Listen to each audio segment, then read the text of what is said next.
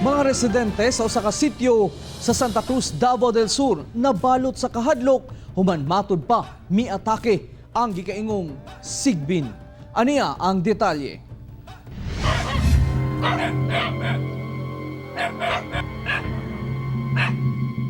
Sa sudlunong bahin sa Sitio Kugun, Barangay Tuban sa Santa Cruz, Davao del Sur, mibati og kahadlok ang mga residente.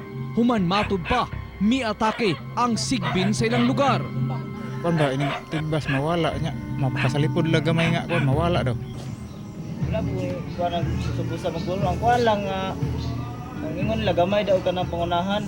Riya ba? Murag nagtuwad og sigbin. Pipila ka mga kahayupan ang gipamatay og tanan dunay pinaakan sa liog.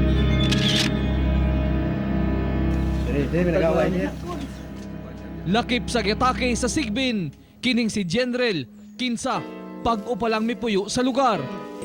Muna yung kamuras kani. Merong kabras niya kani.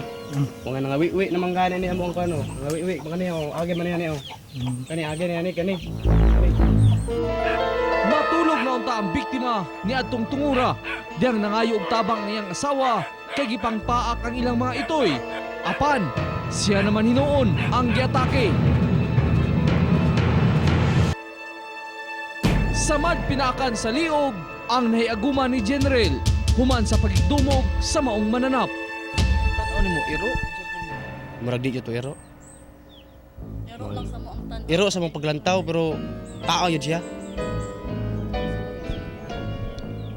Tingala ga imi nga naminhud akong pikas lawas.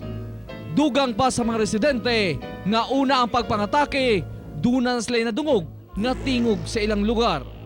Pag uli na mo, di amisa ka ng may bato, nakadungog na jud mi nga nagtingog jud siya niya. Ning ingon raman na siya, pasag dahil lang na kay dili makisa kisa may mapulaw. Siya raman.